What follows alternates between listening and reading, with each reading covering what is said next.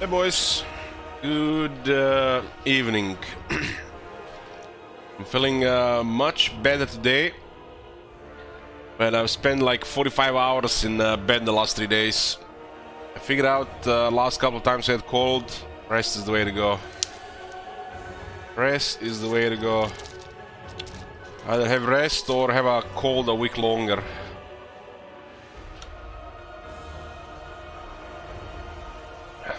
Okay. I'm gonna have a food break in about 30 to 45 minutes. Until then, we can check the new Chaos Dwarf video. I'm showing these videos on the stream because I'm probably not gonna be playing Chaos Dwarfs this year. Not have anything to do against Chaos Dwarfs or any stuff in general, but I'm just not really excited about the new factions. Hard to get excited about the new factions when you have Lizardmen in the current state of the game, or Ogres, and now they are getting a DLC out of nowhere and putting 110% into it. Meanwhile, the rest of the game is inconsistent. So I'm not excited at all about it. No doubt Chaos Dwarfs are amazing and you can have fun with them, but I'm just probably get depressed playing them. So don't guys get too excited about it. You will not see them here anytime soon. Definitely not next month.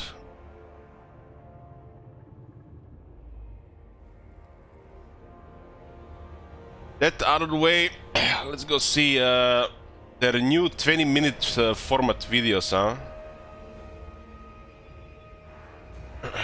Why not? I'm drinking my tea. Hey there, bro.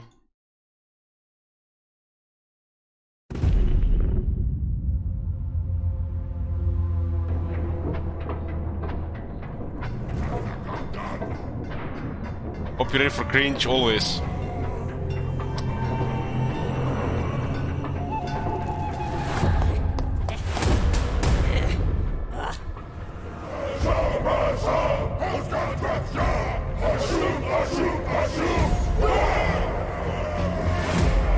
So they have some kind of rifle axes.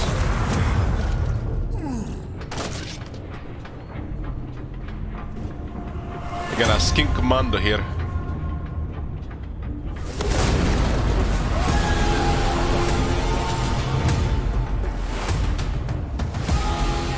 Lizardman rework. Maybe it's hinting at Lizardman stuff. Who knows?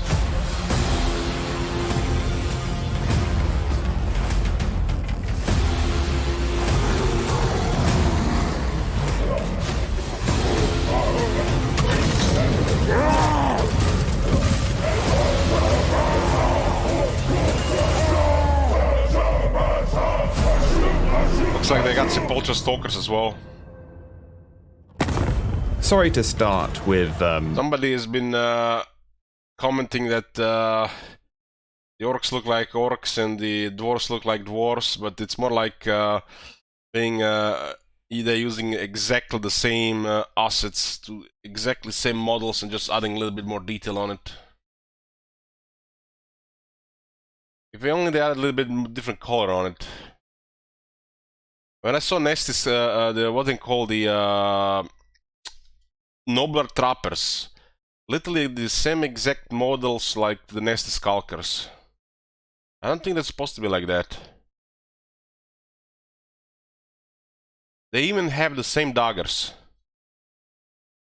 But they're not even really a melee unit. not much context in the middle of Maybe just hating me. battle, but these lizards have been on the horizon for ages, so it's about time I gave them what they deserve. And who better to deal out the punishment than the leader of the Legion of Asgore himself, Drazov, the Ashen. Now is the perfect time to show those who scorn him what his dark brilliance is capable of. We'll hit them with what I've been calling the Drazov 101. Artillery, firing lines, sorcery, skullcracker, and of course, the great beast Cinderbreath. Okay, now that they've been dealt with, let me tell you what Drazov and his angry legion have been up to. So, due to the Ashen himself being exiled to the Black Fortress so long ago, our starting position... Okay, let's mix it up, these guys. Is it only me, but I don't really like when they do this narrative type of stuff, man. I wish just they show the gameplay and their thinking and the meta stuff about the game. This narrative stuff is always, I don't know, feels like so forced. Like, it's almost like they don't have a guy there that actually understands the game to show anything more than stuff like this. Or is this catering to the wide audience? I don't like this. Show this with trailers and the cutscenes and stuff.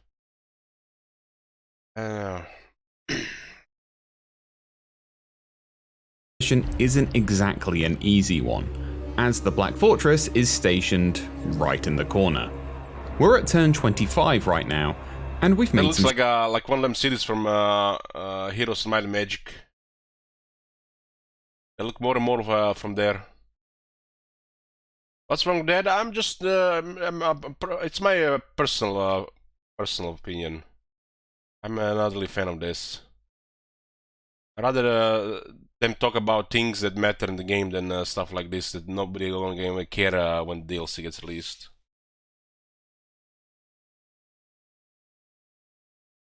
I'd rather listen to 20-minute video why the Dwarf Warriors have the stats they do instead of them doing stuff like this. Strides. We've got some luck starting with a 4-slot province. Noblar country has been transformed into a strong, efficient output for raw materials and armaments, and we've got the Great Drill built and ready. Those freaky vampires over in the Caravan of Blue Roses over in the corner have been ousted from the Haunted Forest, giving us room for yet another tower on the horizon. Karak Krakaton on the Ivory Road has also been taken from some enterprising Skaven. We've got a guy holding it for the meantime, and we'll either push further in for more materials and labor from some big ogre boys, or make some peace with the lads for a nice, profitable relationship. We've also been doing a few sacking runs to gain labor near Imrik, and I think he's getting to the end of his tether with us. Know this!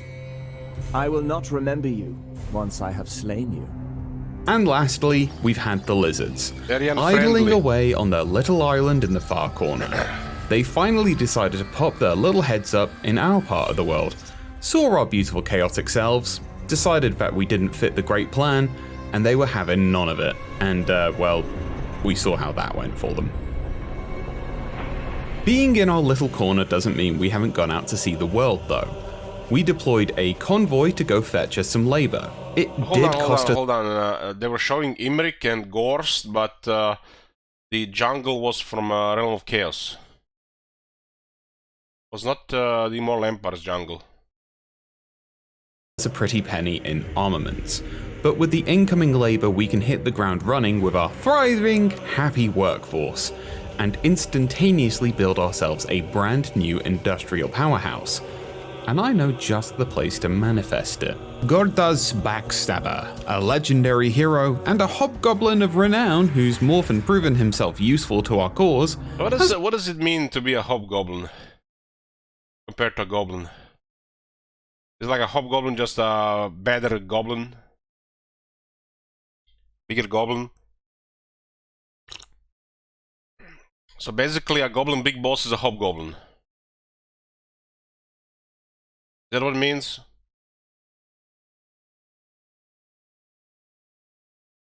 Because I thought it was just a different species of goblins, like not just you know, like orcs and the big uns.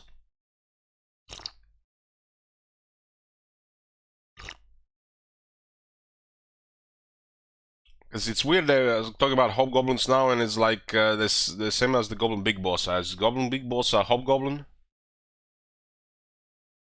They have their own vampire.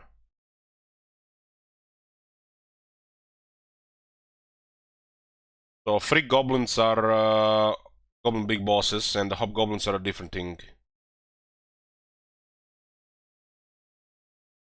Has been sent on a little excursion to the Plane of Bones.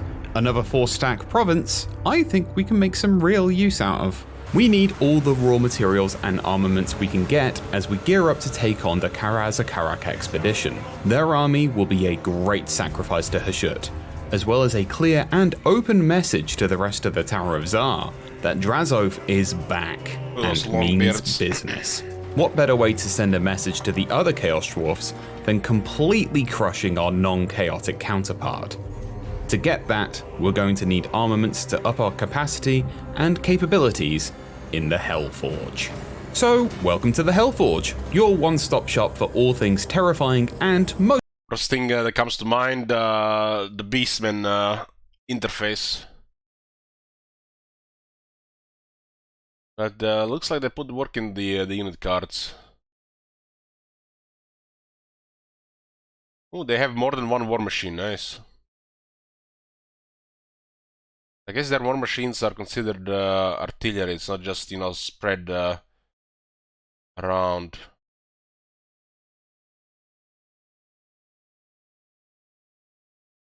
This looks like some fun stuff here. It's 5 new units. Blunder bosses and fire glaives.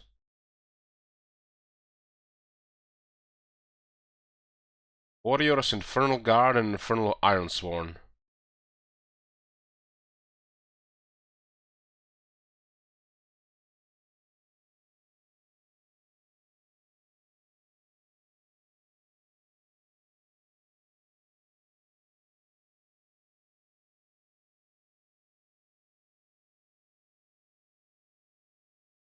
Most likely Geneva Convention breaking.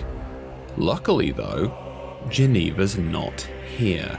As you can see, we've upgraded capacity for certain units, namely Chaos Dwarf Warriors and their blunderbuss brethren.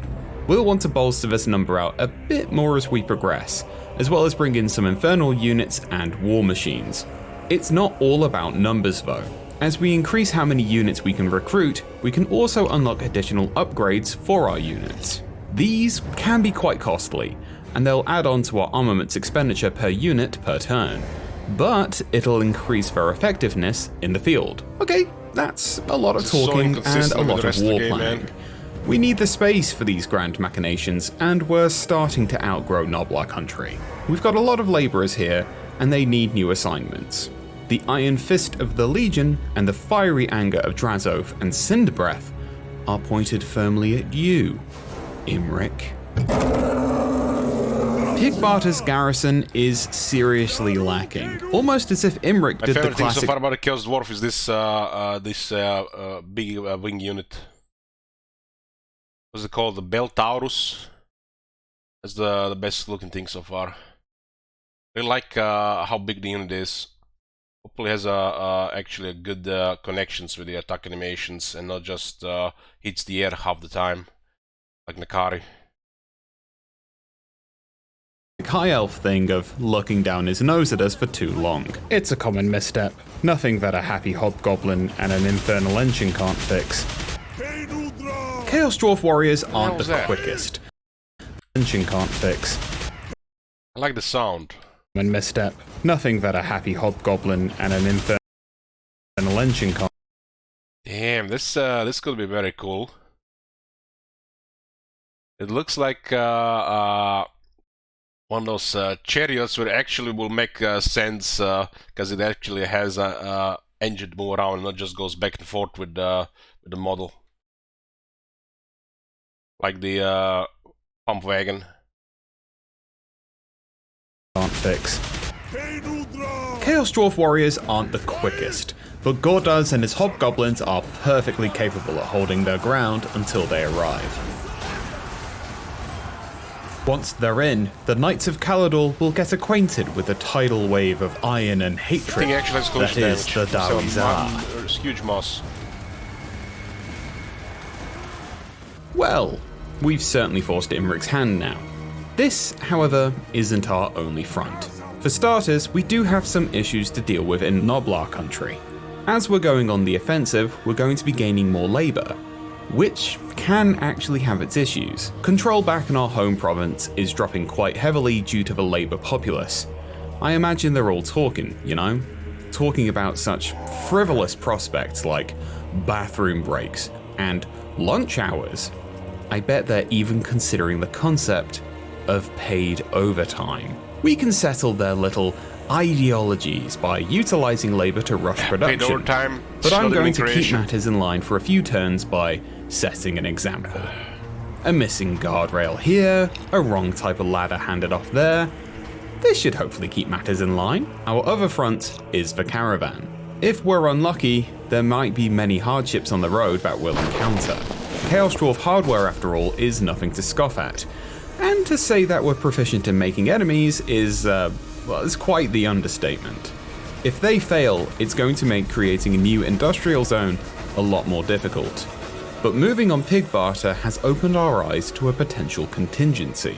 Darkhold is part of this province, and it happens to just be a ruin. I don't buy that for a second though. Where there's ruins, there's rats. And where there's rats, there's a possibility that big, man-sized rats... sometimes ruins also means broken AI. Because their logic in turn order has broken. And they send something to settle the ruin, but the next turn they go back like the ruins was settled. Then 2 turns later they see the ruin again in distance and they send back as well. Also bugged AI logic when there's a ruin, not just rats there. Like seeing a ruin on Ulton for 20 plus turns right next to 3 factions. Don't know, what am I doing? We're not the Empire, we're the Darwizar. It's Skaven. There's Skaven in them there hills, and if I have to diversify my upcoming workforce, you bet I will. Oh, look who it is! Stinking rats. We'll be hitting the rats with the same tactic we had in pig barter. We'll pepper them with artillery as well as magic from Drazov, utilizing Cinder Breath's flying speed. At that point, it's all iron, gunpowder, coal, and hate. I like those hits. Choo-choo! Oh, come on, you know I needed to make at least one of those. Somebody put a high mod in the chat.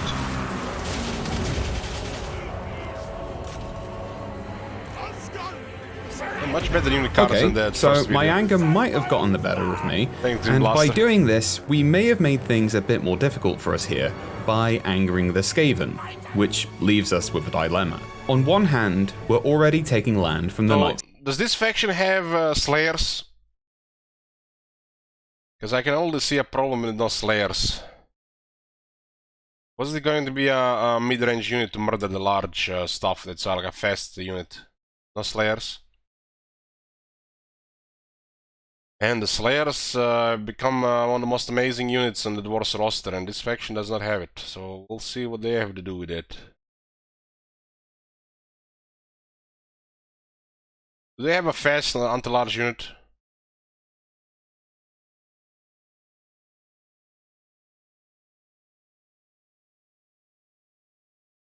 I only said a couple of words before we started watching this Viper. Hard to get excited about the new stuff when you have the current Lizardmen and the Ogres in the game. Now we get more power creep and more inconsistency with the rest of the game, the new stuff. I mean, I wish I could just be excited for it. I'm not. Been the same shit since Vampire Coast DLC. Of Calador, and it'd be proficient for us to keep our labor in this region alone. However, on the other hand, Clan Rictus might be a little sneaky, and could potentially try to sneak up on Noblar County while our primary legion is destroying Imrik's boys. We need to recoup our losses and muster some new units. So for the meantime, we'll hang in Darkhold and see what happens. So we've hit our first dilemma with the convoy here. If we spend cargo, we'll get less labor coming in. But on the other hand, I'm not really up for saying no to a dragon. Speaking of dragons, the dragon nerd Imrik himself has left the fortress of Vorag. I guess I'm not the only one with a potential Skaven issue, but it'd be foolish not to pounce on the opportunity. So let's move on in and make ourselves welcome, shall we? Time is of the essence, so we've no time for siege weapons. We're utilizing ladders, the skullcracker for the gate, and Drazov brutalizing the gate garrison. Once we're in, let's let the Skullcracker let loose. With our guns on the wall, we run the penitentiary now. With our Look at this, look at this, look at this archer unit. They're literally bracing here. Look at the initial health. Initial health is where the collision damage happens. Cracker let loose. Split second, there is no damage, and this is what happens. With our guns on the wall, we... So literally what happened there, it missed. It missed, and dealt no damage, just a bunch of knockback. I feel like units like this should not be allowed to miss when they do attack like that. It's like same like Dread Saurian. Dread Saurian charges in 100 guys, 40 of them go flying, and it missed. So apparently, you know, a building dropping on you can miss, right? You can survive that. Now the collision damage happens the moment the contact happens. There was no damage there. That was just a miss there, but it still caused a shit ton of knockback. So you could have a hit with the body, so units all get tossed around, but dealt no damage.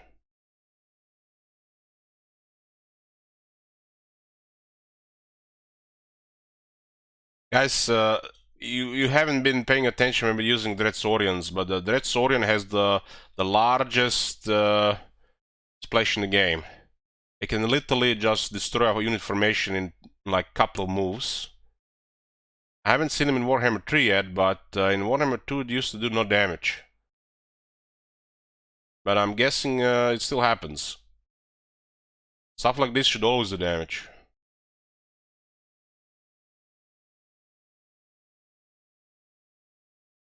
It did touch the unit there. That was enough to do damage.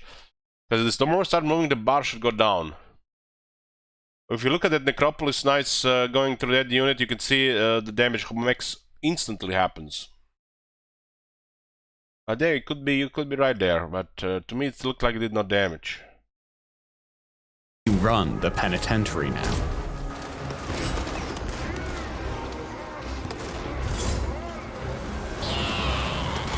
Dread Saurians are crazy good, but you have to unlock them, and it's still gonna be looking a little bit bad when stuff like this happens.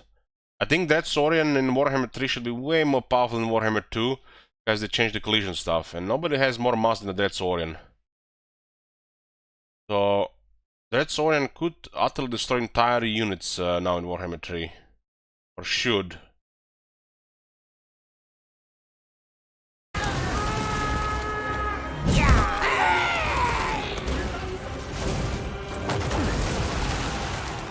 With the Knights of Caledor overcome in their fortress by iron and magic, it was only a matter of time before they crumbled before the Legion of Asgore.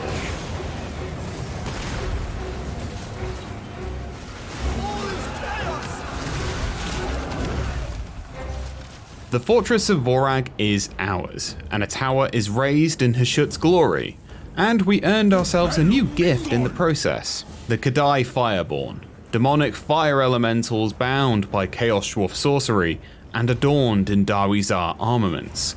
Their ferocity makes them exceptional flank troops and precisely what I want in my army. We do, however, have more trouble on our hands. First off, we have this hero unit hanging around outside, and she's ruining the vibe, to be honest. Gordas, deal with her. Gordas, way to go, mate. Hicks! Truly living up to that Hicks! surname. Report! I'll get him in the first try he's seated there. Our convoy is under attack, and a strategic question for the ages has been posed to us. Do I slaughter, or do I massacre? Never before has a question been asked to a general that is so intense. I'll think on it as I crush these Darwian to dust. And I'll let the result determine which we did, whilst Drazov marches on Imrik at Anarel's tomb.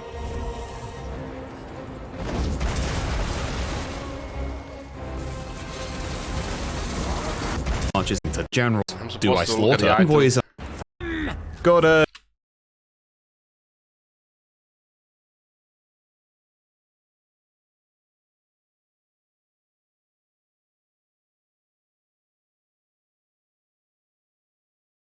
But that can be for the goblin guy. It's an arcane item.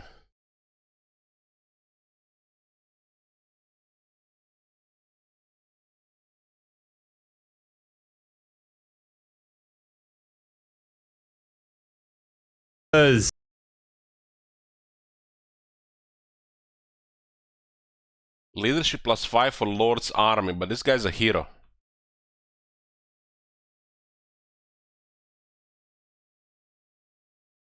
That can be right. Way to go, man. Been posed to us. Do I slaughter? Or do I massacre? Never before has a question been asked to a general that is so intense. I'll think on it as I crush these Darwi into dust.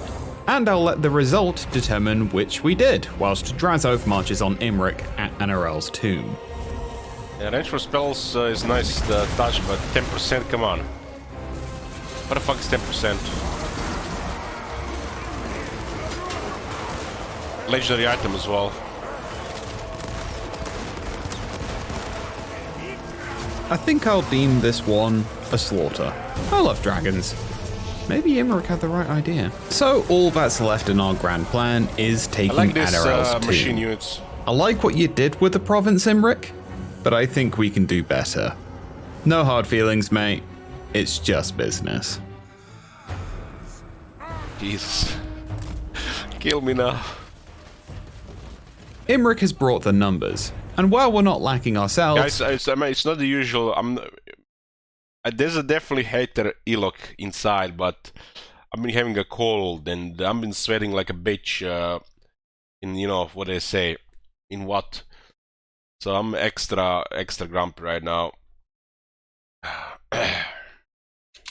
We're going to have to use our units to our advantage. Our firing lines have the capacity to drop whatever he throws at us at the speed of however quickly they can reload. He's also trying to send some archers around the side, but we can counteract that with the speed of the fireball.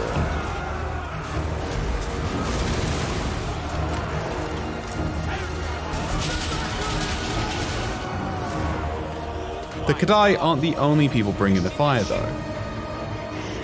Give them a taste. Thanks, Bart. Our Skullcracker is already getting started by tending to the fields. I like the sound that A bit Skullcracker preemptive, makes. we've only won now, but hey, we need a nice place for Cinderbreath to relax It in. must be a bitch to clean after you go through like a Look at him 100 throw it. spells.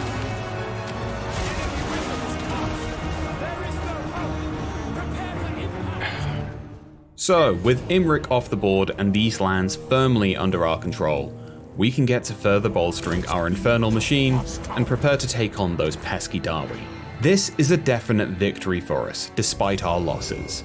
We'll need to regroup for a bit, gather our strength, and bolster up our army. Once we're at full strength, we march on the expedition, and we're gonna bring a new friend with us. Wait, hold on, what's that? Oh, so that's where you went, Tretch. What fitting... Guys, let me just ask you one question here. Chaos Dwarfs are like a fringe, distant faction from the main stuff in the Warhammer universe, right? Compared to something like Lizardmen, right?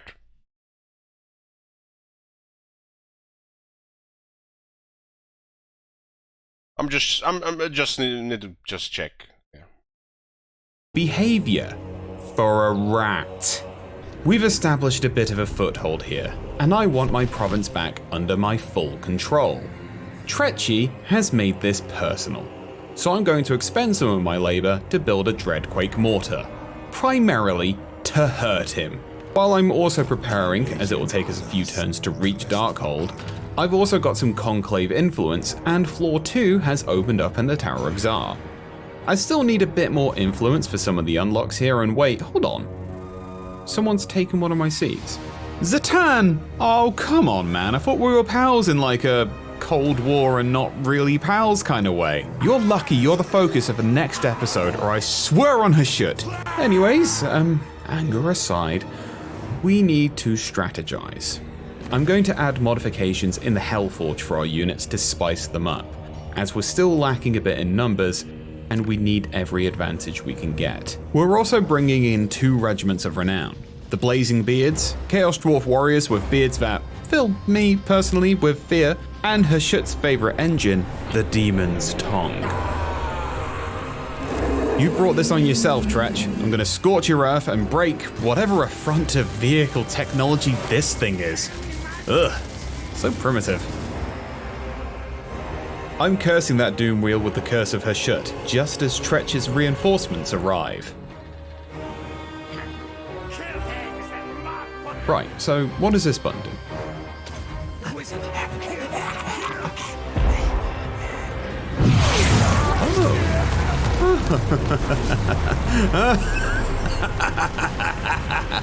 That's a really fun button. Well, we've successfully discarded any bravery those reinforcements of Tretch has had, which leaves us with a nice little massacre to have here. I'd say thank you for the warm-up, but I think we're hot enough. Oh, so this one's a massacre. Ah, there we go. Retreat! Surrender! Whew. Well, that was commendable, if dishonorable, Tretch. Have fun in the mines, rat. So, with Tretch's forces blown to Kingdom Come, we've eked out a victory here, but the expedition is still on the horizon. I need to take more time to recuperate and rebuild my forces. But I've got some spicy projects going on at the Black Fortress. It's going to be an interesting time for the Karazakarak expedition, by the time I get around to them. This is a gameplay So, showcase. Here we are. More like a roleplay showcase. We've rebuilt up our forces, bolstering here and there. We've got some nasty new tricks up our sleeve with a new tower seat. And we're throwing everything we can at this. We need them dead if we're going to show Like the the red Tower and of black Tsar colors. how badly Astragoth messed up for exiling us all our years ago. We also managed to summon a new friend into the fray for the battle too. Karazakarak expedition, say hello to the Kadai Destroyer. I see this unit in Warhammer 40k. Luckily, we've got a meat shield line of labourers here too, which is convenient considering we took our time looking cool arriving in slow-mo. No apologies, they understand. Let's sacrifice some Darwi, shall we? For Hashut. We'll send the Kadai Destroyer in first to deal with their frontline units, to replace the grudges in their hearts with fear. Oh, some lads are trying to pull a sneaky flank. I don't think the gyrocopters were ready for Cinder Breath though.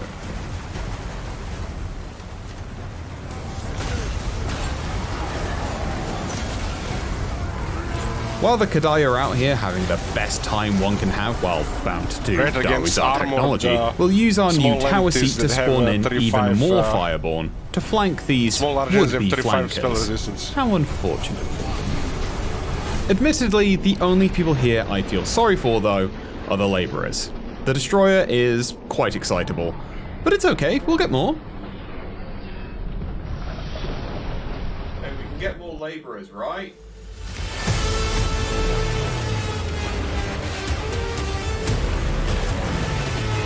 This looks like a large Vargo.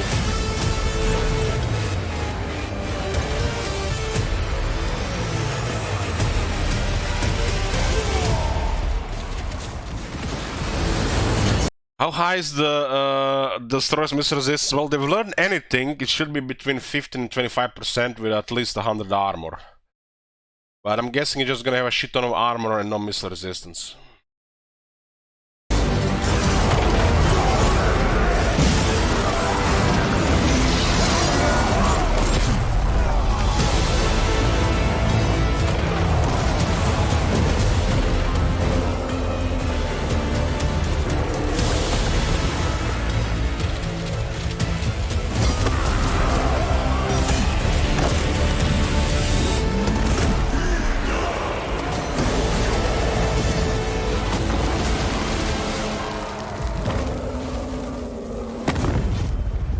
Basically, their idea of showcase content is in the recent years was basically whatever faction is getting released to bully everybody else, showing up the new stuff is all powerful and you should buy it.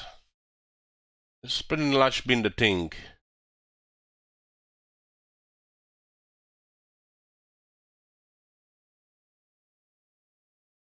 I don't know, it's like, wish I was excited for the new stuff, but I'm seeing this and all these mechanics and that long-ass bar on the campaign map, and what all I think about is how bad will this will make me feel when I'm playing it about the lizardmen or the ogres. One last turn.